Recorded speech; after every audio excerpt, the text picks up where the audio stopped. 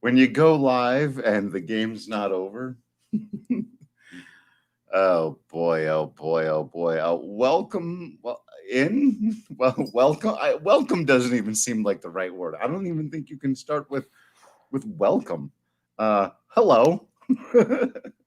Are you done watching the Rockies game? Because we figured we were for now. How's it going, everybody? I'm Drew Creasman. Y'all know Patrick Lyons. Figured we'd chat with you for a minute. May end up saving this for the podcast. If not, just these random bonus live videos are brought to you by our good friends over at Green Mountain Dental. Check them out. They'll hook you up with free Sonic Care if you get a cleaning, x-ray, or exam. But, you know, normally I'd start by saying, hey, we've got to talk about an X to Y loss or win for your Colorado Rockies. Well, we know we're talking about a loss, Sir Patrick, but at the moment I'm speaking, it's 23-4. So the Rockies down by a couple of touchdowns and a field goal. And the 23 is permanent. Unless they go into extra innings, at which point the 23 could be more. But we're thinking, I'm pretty sure. I mean, I've been watching baseball for, a long time. Yeah. I don't think they can get any more than 23 right now. They're in the bottom of the ninth. But the way the Giants have been hitting, maybe they could get more. I don't know. I don't know. They actually finally didn't score in the ninth. Yes. The only inning tonight where the Giants did not score a run. And you know who the pitcher was that inning?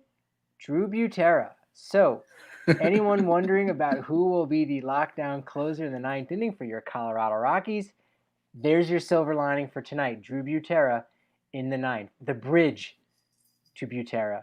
I always love watching whenever a position player has to come in and pitch, and you're checking out your game day or your MLB.com, and they're trying to, curveball. So, I don't know.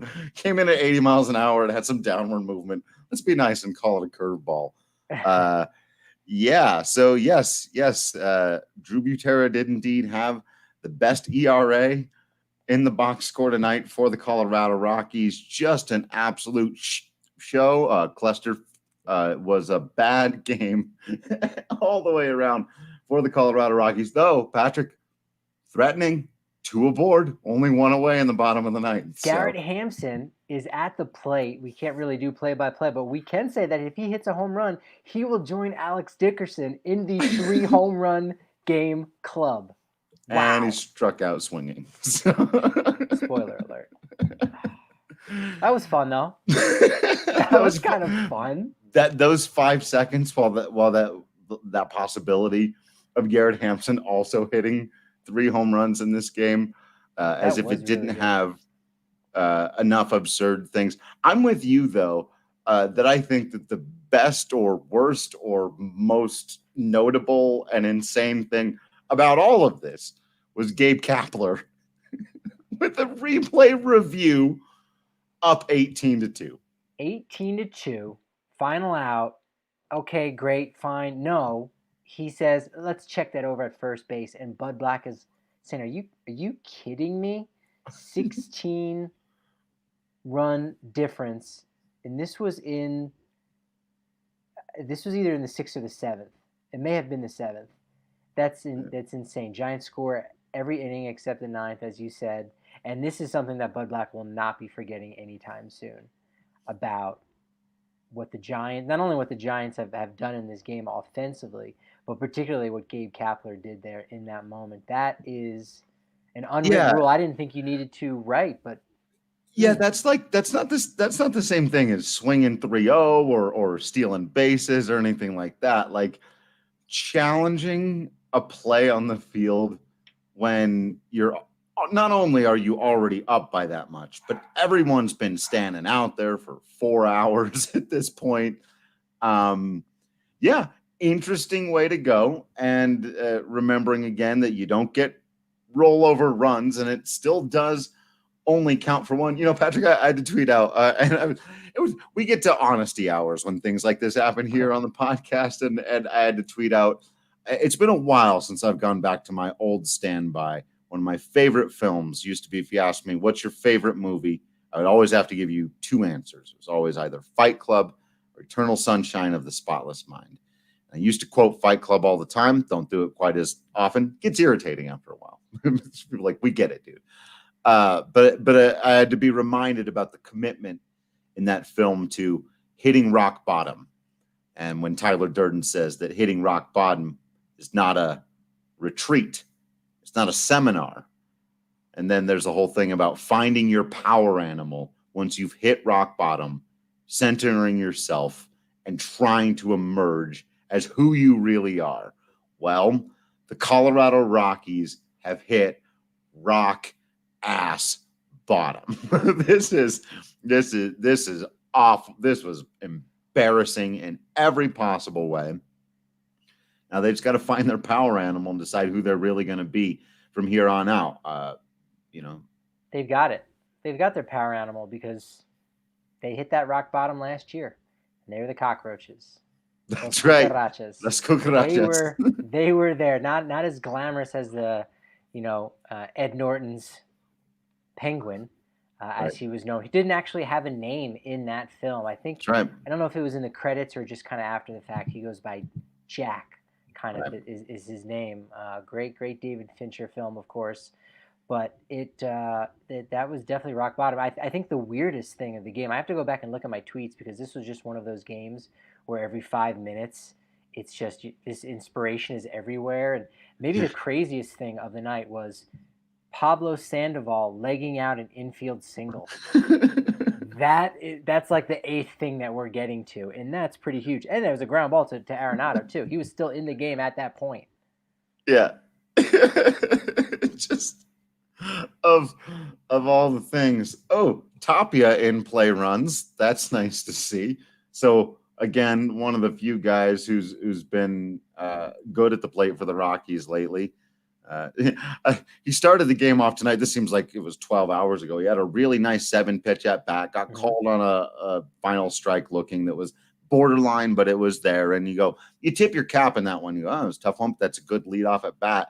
And then Pilar and Arenado saw 3 pitches between the two of them, both rolled out quickly. I was like, well, and then obviously that didn't matter at all because their offensive approach wasn't going to change what happened here with the pitching. But boy, Tapia, oh boy. It was a good takeaway for Tap because he was also in there in the 8th inning too. Like he was able to chip in a little bit on that brief little 2-run rally that they got going there. So and he's one of those guys where he needs to do that. I mean, frankly, all those guys in that lineup right now, they need to go out there and really grind and say, okay, we're probably not going to win this game, but you know what? I do have it at bat where I can make a difference, and I need to just build upon something so that when I go in tomorrow, I don't just see an offer. Because through this 7th inning, or it might have even been the 8th inning. Again, this is all moved so strangely. It might have even been through the 8th inning. The only 2 hits of the game were Garrett Hampson's home runs. So think of it in that context. Right. Is that it was a 2-hitter up until the 8th inning when they started doing some things. Fuentes, Tapia, Walters drew a walk. It was rough. It was rough. And going into this game, the Rockies' run differential. The Rockies' run differential was -20, meaning they had given up 20 more runs than they had scored. Right. Well, at one point in the top of the 8th inning, the run differential in that game alone was -21. Yeah. Wow. Yeah. Wow. Yeah. Yeah. Just absolute bananas. But they will play another one tomorrow. There's 2 games under 500. That's right, Blake. And if anyone's out there, I saw a bunch of people on Twitter, still going by my mom's old mojo about how your teams can't all win on the same day. Boy, did the Nuggets need a little bit of help out there as they almost blew Game 7 right down to the final shot. They almost blew it. I was absolutely certain that was going to go in, but it didn't. So the Nuggets get to continue advancing with the Avs going tomorrow. And I know you're sick of the Rockies losing. The Rockies going, you know what? These are important elimination games for these other teams. We're trying to sacrifice for them. Let's just do this. Let's get it all out of the way. Let's do it all in one game. So this has to count for both the Nuggets and the Avs tomorrow. The Colorado Rockies get to come out and try to get a win with a clear conscience that they're not messing up the voodoo in the bubble sports Denver weirdness of all 3 teams playing at the same time.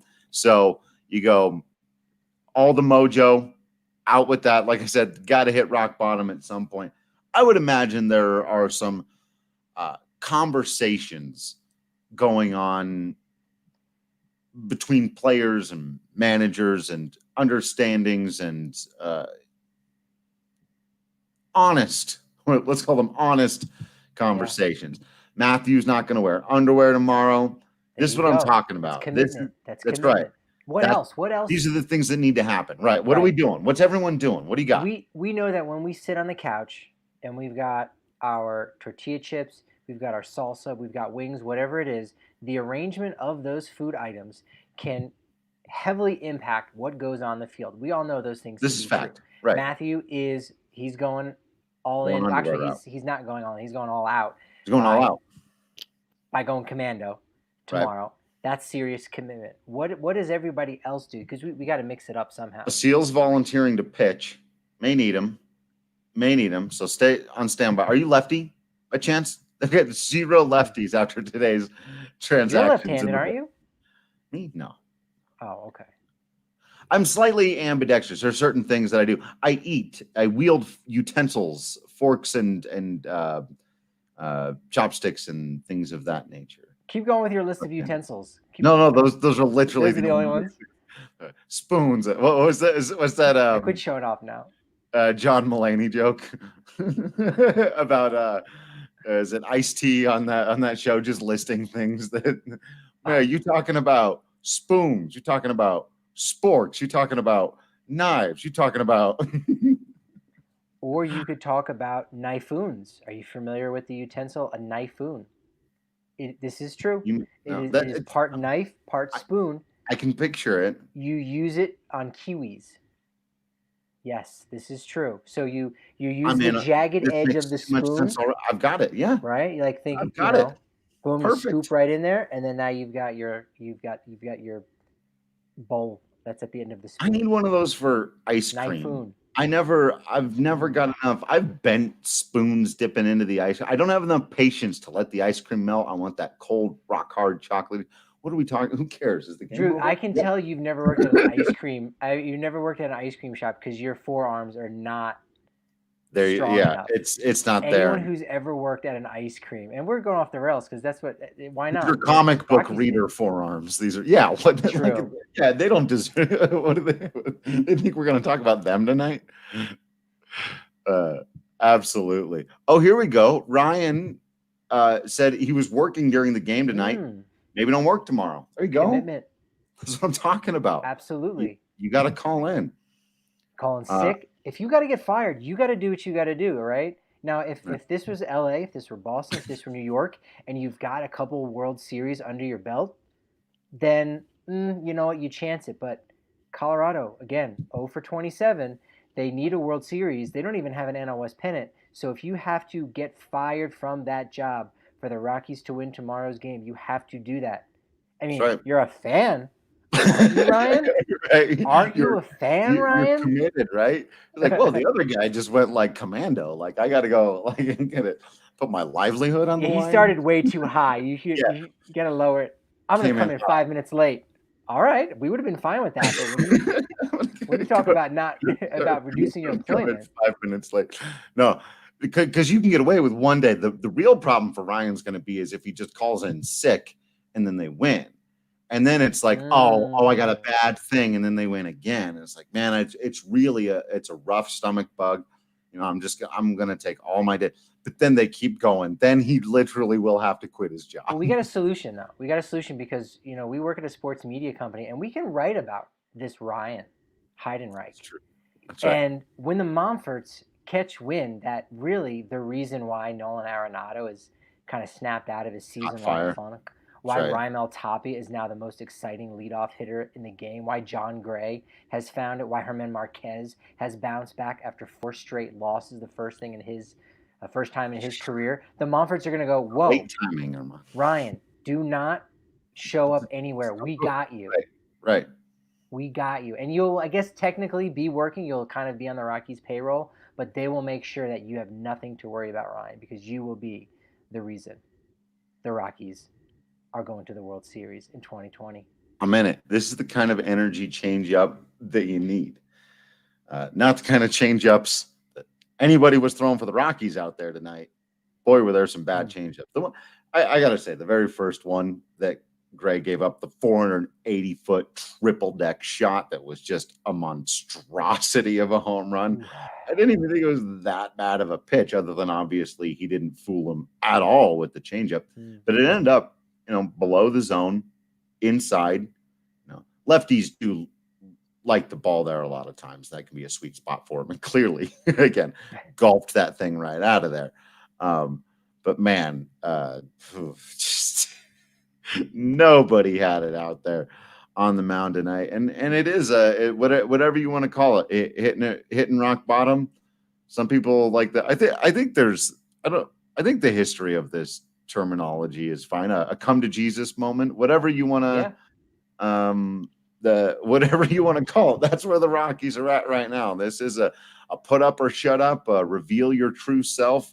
And all of them, everyone on down, nobody gets to be free from this. I wrote a thing today, and it was about what the Rockies need to do to save their season. And of course, I talked more about Nolan Arenado needing to get going and some of these other things. But one of the takeaway lines for me from it was, this is a talented team, and if they weren't, you wouldn't be this frustrated. I phrased it better than that in the article.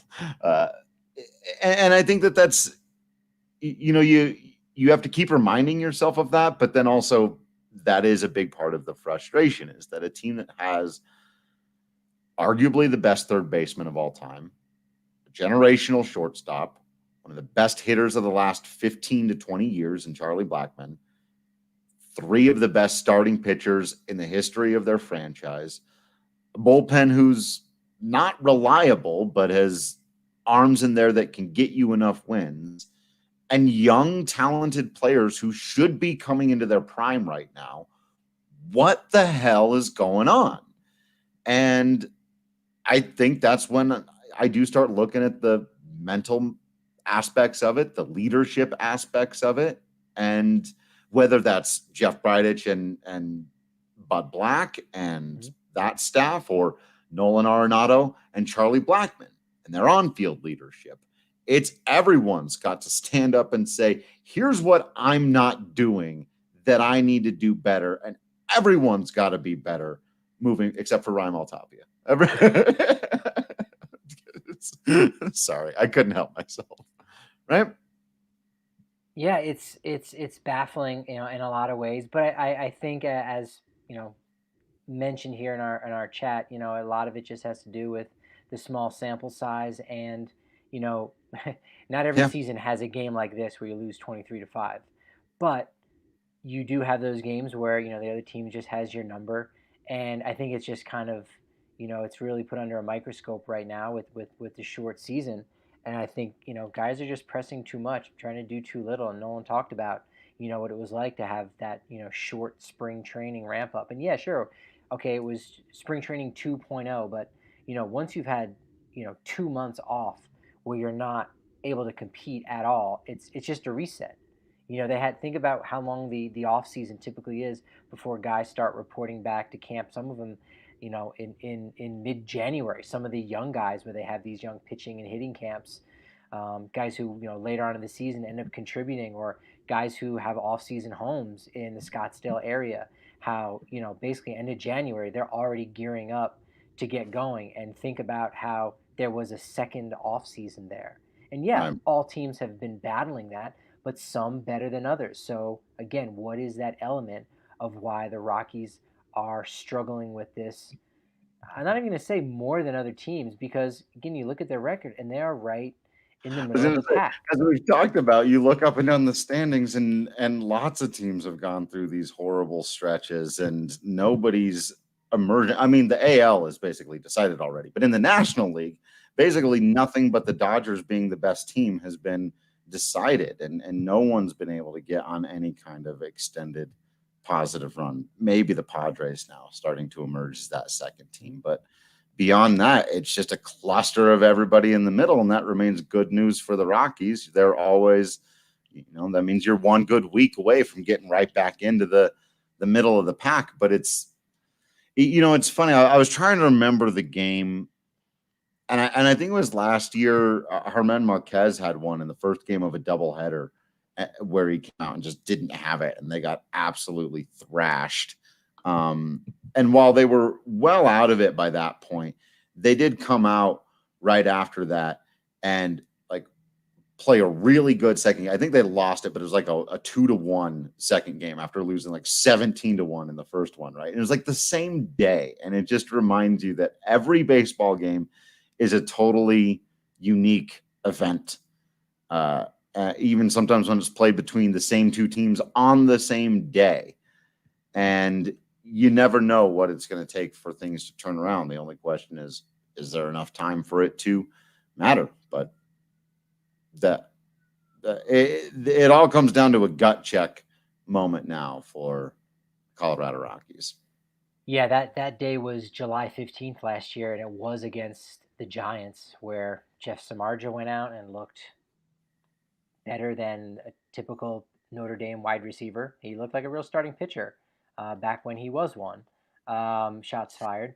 But yeah, they lost 19-2 that game, and then they came out. They were competitive behind Chi. They did lose 2-1, but they brought it back. Yeah, a 2-1 game after 19 Same two teams. 19 runs. Yeah, and then the next one, it's crazy, but that's baseball.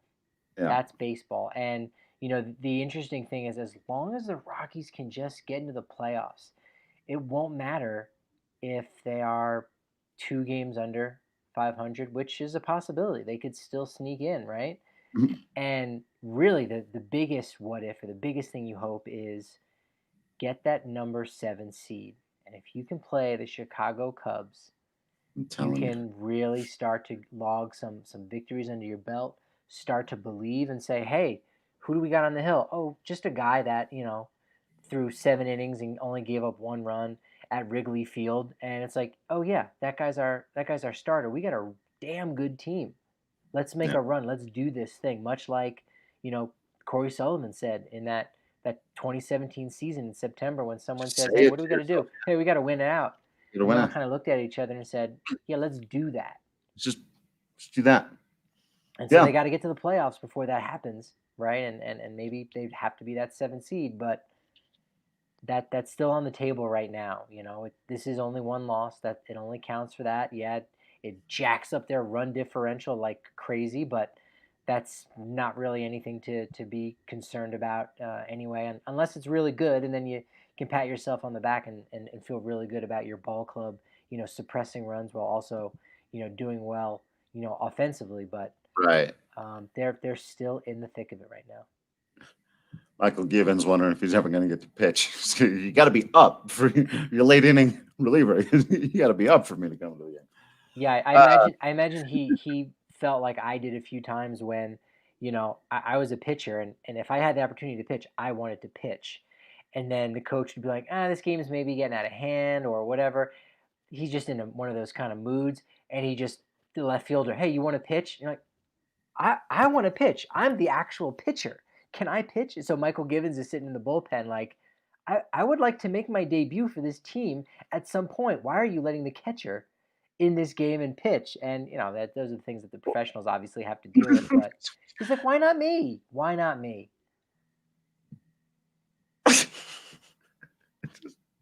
Yeah. Drew Butera out there pitching. That's it. And he was good, and he fielded a ball right back to him. Mm-hmm. Yeah. Good defense on the hill. And that's why you tune into the DNVR Rockies podcast, because of this great analytics. He fielded a ball that came right back to him. Drew, when it comes down to breaking the details down of a game, there is nobody better than you, my friend. That's right. It was right there. Just nailed it. Also about how it impacted the NBA game. These are the things you're not going to get anywhere else. All right. Final thoughts. Do any of these count as thoughts? I think I'll probably be able to preserve this for an actual podcast. We'll see if anyone listens to it, but it's not going in the fireplace. right away. Yeah, there were moments of this. I'd compared the Rockies to Tommy Dreamer and his relentless ass beatings over the years. And Uh, now it's more of a Barry Horowitz situation. How has your analogy changed here? Brooklyn Brawler? yeah, What are we doing? Where are we I going was going now? to see if you could provide us with one. The Brooklyn Kurt Brawler. Hawkins? Zach Ryder? Ooh, Where are we at? Where are we ooh. at? AKA Matt Cardona. I don't think we're in Kurt Hawkins territory yet. Uh, Zach Ryder. This might have been a Zach Ryder getting thrown off the stage in a wheelchair and a Ooh. neck brace by the guy who just stole his girlfriend. No, by a guy working for the guy who just stole his girlfriend. Mm. That might be exactly. We could get someone to Photoshop Kane looking more like the big orange machine. Yeah, Like he's wearing a Giants outfit, just yeah. pushing off, I don't know, Jon Gray in a neck brace in a wheelchair off the Titantron there. Yeah, we've gotten to wrestling at 26-minute mark. This is the earliest we've dipped this deep. Right. They did this to us. It's their fault. Where we're just responding in kind. 3 guys had 6 RBIs tonight. Excuse me, 6 RBI tonight. Thank That is a first. That's a record. That's never happened. Alex Dickerson, 16 bases, tied Willie Mays' franchise record. How about that? He narrowly missed that 4th home run. How close was that to going over? you. Yeah. That was very nearly 4 home runs, which I think it only happened maybe 16 times, whereas 3 home runs had happened 300 times going into today. Marcell Ozuna hit 3 in Fenway, became the first guy to ever do it at Fenway, and Alex Bam Bam Dickerson goes off with 3 home runs. Alex Big Hurt Dickerson with the 3 home run game. Alex Human Highlight Reel Dickerson with 3 home runs. Alex, the Alex. No, Alex, I'm not Corey Dickerson. So if we're saving this for the podcast, there's 2 things that I have to do. Okay. 1, congratulations, I guess, to Antonio Santos on his major league debut. Probably didn't go quite how he was hoping. Got knocked around a little bit. Wasn't alone. He was in company tonight. He had plenty of company tonight, but he did make his MLB debut, and that's always a big moment in a young man's life. Outside of the Rockies' new closer Drew Butera, Antonio Santos, was the only pitcher to not give up more runs than innings pitched. 2.1 innings pitched, only gave up 2 runs. Can't say that for the other guys. What kind of bar? That may have been one of your best on the spot, like baseball stat. Just oh, that's really funny. The Giants were 11 for 26 with runners in scoring position. I think that was like second most runners in scoring position that they had ever had. Yeah, it's a lot. I'll say this: the Rockies only left 6 guys on base. Giants left 9. So who really won this game tonight? I mean, really, when you think about it. Joseph, I see your question about wanting to see other arms. Can they get rid of anybody? You could put any other reliever's name on there. There are no other arms. This is it. This is what they got. Antonio Santos had to make his MLB debut tonight. That's all they got. Ryan Rollison's the only other guy. And Patrick and I have talked about him a little bit. Lefty who's never pitched above high A ball. But we both think has an interesting, potential and future in him. But there's no one to go get. The trade deadline is passed. There's no one in the organization other than maybe Rollison. Santos already has you reaching into your depth that you were not hoping to touch. So yeah, he only had a handful of starts in Double-A last year at Hartford. So he himself, doesn't have that much more experience than Rollison. So you kind of needed that body, and they went out and got him. Drew, you got that look on your face. What are you laughing at again now? This game was crazy. this comment. We scored 5 runs tonight. Offense improving. I love you Positive. guys so much. I got a few fun ones on somebody was commenting on Drew Butera's pitching style that at least he was working quickly. Mm, I got that on yes. Twitter. The anti-Zach Gallen. Seriously, though. Look, you know what you're out there to do. Throw the ball over the plate. We're all trying to go home eventually. Gabe.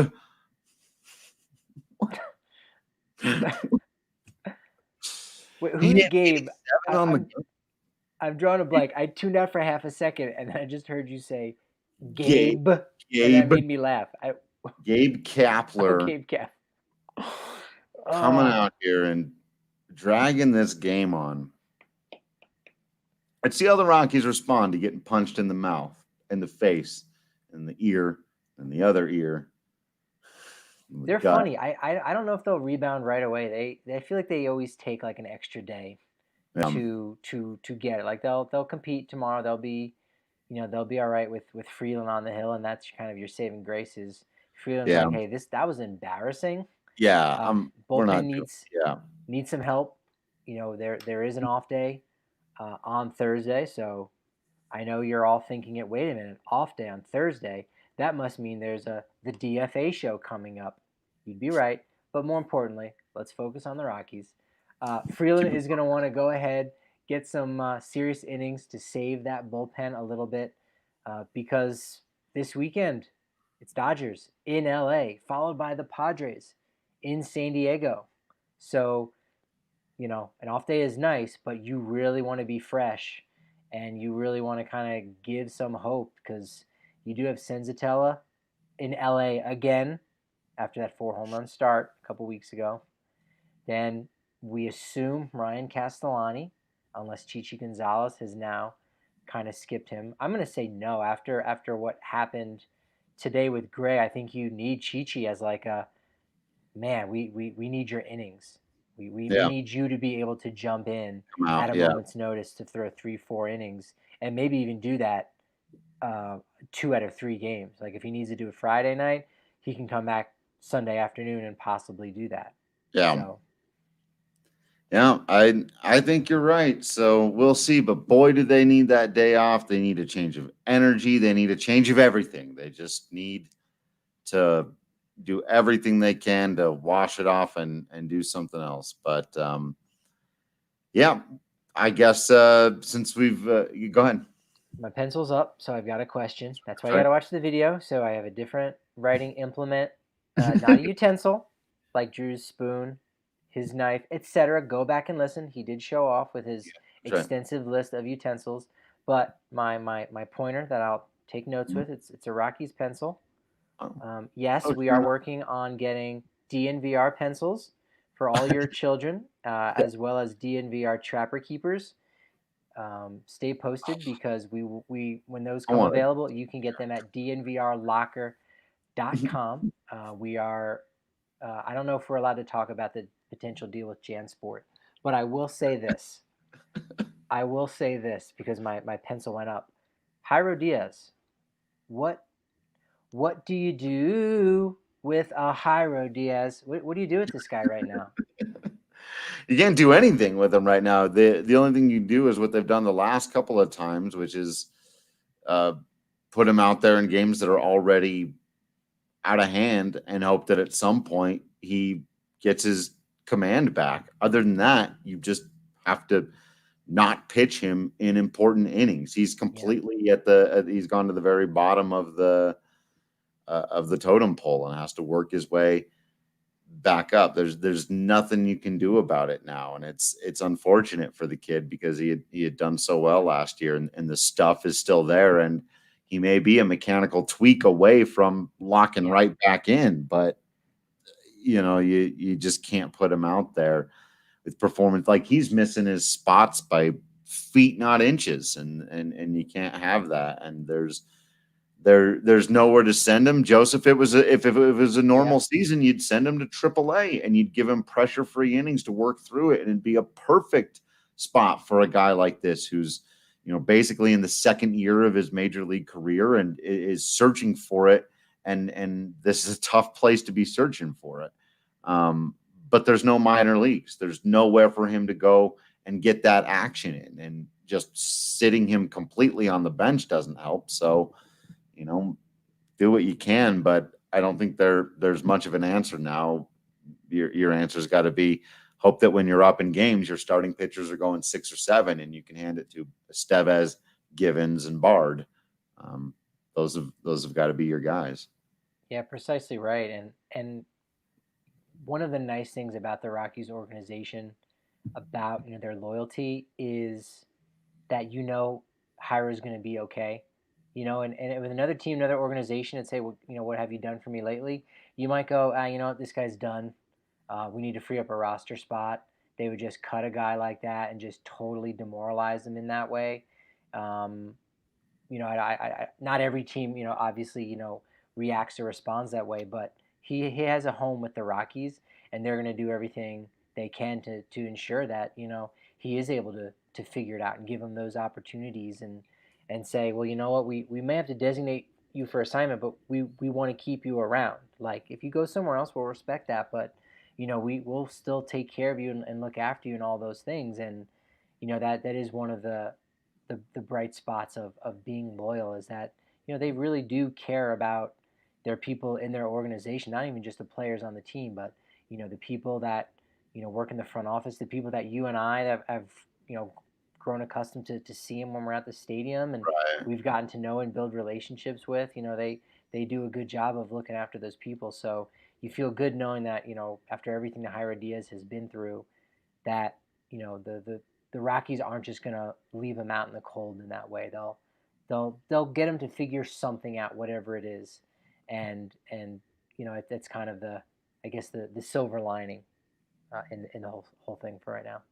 Yeah, absolutely. Well, as we've said many times before, whichever way it goes, we'll always be there to talk you through whatever it is, whether it's the wheels finally fully falling off of this thing and it turns into a nightmare of a season, or if the Rockies turn it around and recapture your faith and trust and actually play their best baseball right at the time where it would be most beneficial for them to do so. We're going to have to all find out together. So stick with us on all the social media, at Drew Creasman, at Patrick D. Lyons, at DNVR_Rockies. Make sure you're subscribed to the DNVR.com so you don't miss out on any of that written content. Plus, you get discounts on all kinds of merchandise, including hats, shirts, masks, Trapper Keepers. I wish I want Trapper Keepers so bad. You do get a much bigger beer when you come into the DNVR bar if you're a member. So just all kinds of reasons to make sure that you get that done. Otherwise, we can only ask that you continue to be absolutely awesome enough to still be listening to this and hanging out with us despite a 23-5 loss for your Colorado Rockies. But in the meantime, we will continue to be absolutely Patrick Lyons and Drew Creasman. And until next time, we will see you at the ballpark.